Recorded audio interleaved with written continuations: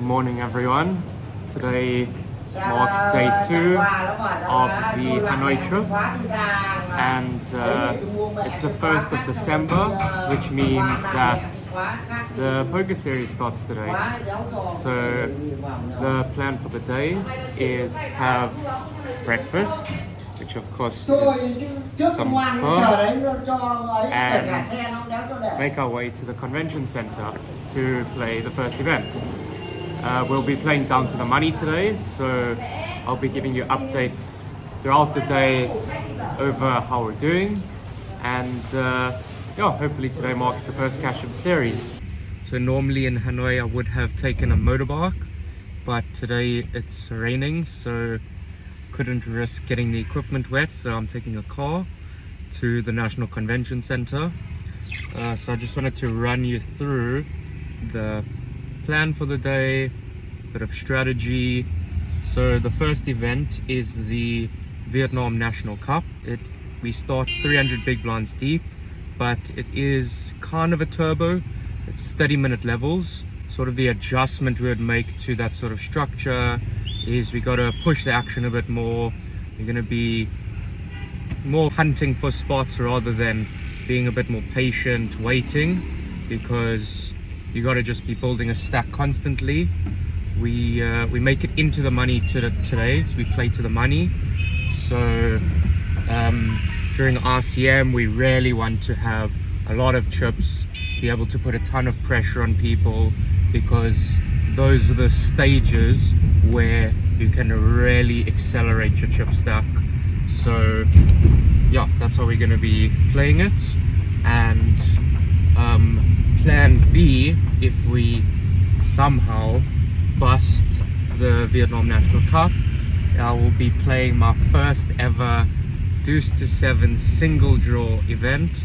Quite excited for this because it is known to be a very like a live read, intuitive game where there's not a lot of deep analytical theory-based play. It's very much look at your opponent and you say to yourself, does he have it, does he not? That's pretty much it. So that'll be interesting if I do get to play it, but if I don't, hopefully we just make the money of the first event. So after 3 hours in a queue, we are finally paid and registered for the first event.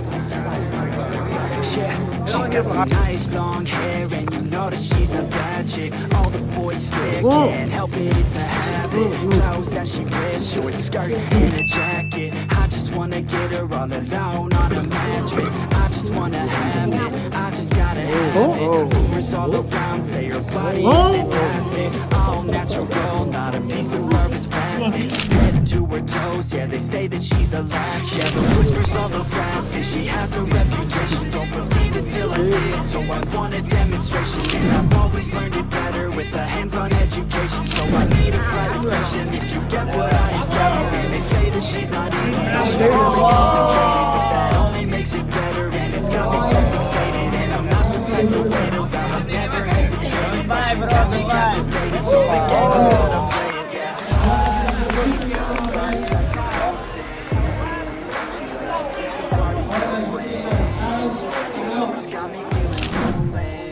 Initially, my plan was to give you guys hand breakdowns during our breaks. So every 5 levels we get a break. I was going to come give you guys some of the key hands that I played during the 5 level intervals that we get, but we only got 15-minute breaks, and there was about a 12-minute line to get to the bathroom, so that plan didn't work.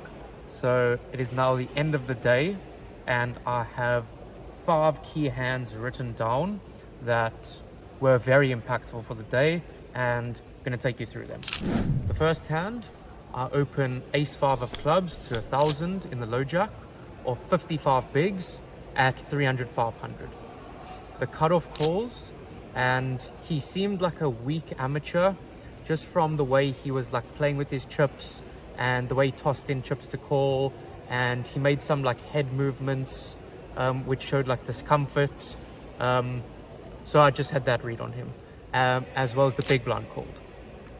The flop came 10-5-3 with one club, and multi-way, I don't think there's any reason to bet a marginal made hand like mine, so a checked round. Turn was a 3, and the big blind now led for 1,000. I called with my second pair, the other player folded. The river was a jack, and the big blind now bet 5,500. So in this spot, he really seemed to only be repping trip threes with that kind of big sizing, and I thought he had a ton of missed straight draws that picked up a straight draw on the turn, as well as a ton of just random stabs that he could have where he thought the two of us were weak that have now whiffed. So I decided to make the call, and he sheepishly turned over king queen offsuit, so he took that one down. The second hand, I open jack of hearts, 8 of clubs to 1,200 on the button of 50 big blinds at 300, 600, with the previously mentioned weak player being in the big blind. Both the small blind and big blind made the call. The flop came king of hearts, queen of hearts, 3. I continued for 2,500 and just the small blind called. This flop obviously smashes my opening range, as well as having 3 to a royal in case we do get called. We have very good backdoor draws. The turn was the 6 of hearts. So at this point, I thought the small blind had a lot of king 10, king 9, queen 10, queen jack type of hands. He's very capped in his range, which means he can almost never have a really strong hand on this board, because a hand like ace king, kings, queens would have 3-bet pre-flop. As well as I think a set of 3s would be raising this flop very often. So I took that out of his range as well. So I continued to barrel 5,500 and face the really unwanted call. The river, deuce of hearts. So we backed our way into the second nuts, and here's where I think I actually made a mistake. I decided to bet 17,500, leaving myself 6k behind, and I think it's way too greedy. If I think of the hands that he can have containing a heart, that's like a king with the 10 of hearts, queen with the 10 of hearts, king with a 9, queen with a 9 of hearts, and for that massive size, I just don't see myself getting paid off. If I'd bet something more like 9k or 10k, probably gets called off. So that was a mistake that I made. Hand number 3, the low jack opened to 2,100 at 501k. I call with king jack of hearts in the cutoff of 45 bigs. Small blind and big blind both call as well. The flop is 3-6-7 with 2 hearts, so we flop the king high flush draw. Small blind checks, big blind leads for 2,200. Not surprising, but not really common today. The initial opener folds, and I call. There's no real point in raising. I think this flop does hit his range quite hard, so we're just going to get blown off our equity if we raise and get shoved on. So the small blind now check jams for 27,000. The big blind folds, and now we have quite a big decision. So I thought for a while, and we're almost always live unless he has the nut flush draw, which I don't think he jams, but would rather want to go multi-way with a draw to the nuts and try cooler someone. So if he has something like 8s, 9s, 10s, we're a 55% favorite. And if he has some type of combo draw like 8, 9 of hearts, which we dominate, we're a 65% favorite. So these are the hand classes that I thought he had, so I made the call. And he turned over 10, 9 of hearts for a gut shot and a flush draw. So that's fantastic because he has 27%. So the turn was the 6 of spades, river, 10. So we lost a really big pot, which would have put me in great shape to continue applying pressure on my table. And just like that, we were left with 14 big blinds in a dream after cruising for the first few levels. So hand number 4. There is a saying in poker: if you don't get caught bluffing off your stack, you're not bluffing enough. So the big stack at our table opens to 4K at 1,000, 2,000. I defend the big blind with Queen 10 of hearts off 30 big blinds. The flop was Jack of hearts, 4, 5. I check, he c-bets 3K. I decided to go for the check raise here to 9K because it was such a dry board that a ton of his hands have just whiffed here, and I have both backdoor straight draw and flush draws, so should he continue, we have backup. He does continue. Turn, King of Hearts. That is like the nut card in the deck for us, because we now have an open-ended straight flush draw. So I decide to continue bluffing. I barrel 11,500, now trying to target some sticky ace high hands like 6s through 9s, as well as weak Jack X. Unfortunately, he peels. River, Deuce of clubs. We have 0 showdown value, so there are 2 options. We check and give up, or we go for it. And I thought that he rarely had a middling pocket pair like 6s through 9s, far more often than a jack. So I bluff jam 41K, half deciding what my plans for a late lunch were going to be. Fortunately, I was delighted to hear an instant deep groan from my opponent, who swiftly folded.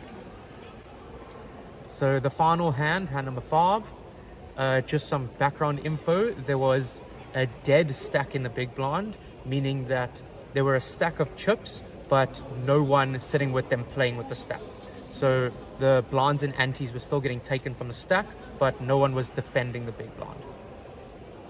So I decided to open Jack 7 off on the button to 10,000 at 3K, 5K off 42 bigs, and the small blind, who had a big stack, called. The flop was 3, 4, 7 rainbow. Small blind checks, and normally I would check back on this board because it isn't a board that connects well with my opening range. It connects far better with the small blind call range. However, heads up, I decided to continue for 1/3 pot, 10,000, more for protection and to deny equity from 2 random overcards, which I would rather have get out the way. The small blind called, so the range of hands that I had him on were a lot of pair plus gut shot, like 4, 5, 6, 7, as well as some ace 3 suited, ace 4 suited that incorrectly decided not to 3-bet. So, as well as some, I think he could be wide and float some hands like 8, 9 with backdoor flush. And I think he 3-bets all his overpairs, so I took that out of his range. The turn was a 4, bringing in backdoor diamonds. He checked, and this is a very bad card for us because he has far more 4x hands in his range than I do. And I wouldn't really be c-betting any of my... If I had something like ace 4, probably wouldn't be c-betting that anyway. So I check back. River, the miracle, 7 of diamonds. So I now have top boat. He checks, and I have 2 bet size options. I can either go small, like quarter, 1/3, and try get a call from something like ace 3, or we go polar and overbet, making it look like we're trying to steal it, because we do have a lot of whiffs there, and that board shouldn't really connect with a lot of hands that I have. So personally, I prefer to win the maximum, so I decide to bet 62,500, which is 1.25x pot. Maybe could have gone up to 1.5x, but I was really targeting a 4 or a flush that got there, and after about 30 seconds he made the call and we show him the bad news. He would later tell me that he did have ace-4 suited, so I'm actually a little bit surprised he didn't lead turn and bet big on river. But we got very lucky to win a big pot there. We are officially in the money. As anyone who's following my Instagram page would see, I'm giving some live updates along the day, and we bagged 526,000, which is definitely one of the biggest stacks in the room. So I'm really proud of that. And tomorrow we return for day 2 and we played on to a winner. So the plan is to get home, get some food, maybe a drink, and begin prep for tomorrow. So because the poker ended really late, a lot of the restaurants in my area are closed. So after a long day of playing poker, our dinner is some instant noodles that are actually really good, as well as this little drink with grass jelly that I've never had, that my sister recommended. So that'll be all for the day, and we'll see you all tomorrow.